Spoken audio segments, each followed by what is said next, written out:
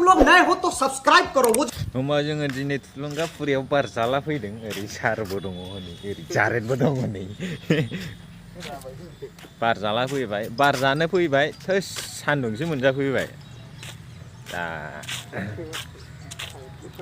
मोदान सिलाजोबो सान्दुङानो थोस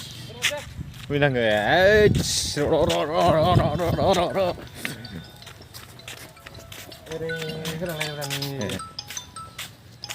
हाब बे थालिर ना मा होननांगौ जाखो नायसाय नै बिलाइया थालिर गुदिया नै मा जाखो नालेंखर बिफां थोस फाग्ला फाग्ला दिनैसो नुबायलां सिनाय मोनलालां थुलुंगाफुरियाव दिनैसो फार्स्ट टाइम हाबफैनायदोंमोन आङो हाबफैबाय दसे बार जाफैबाय माथो सिख्रिफोरबो गैया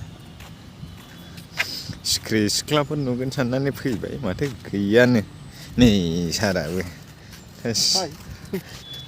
नैबेयावनो जोंना माबाखौ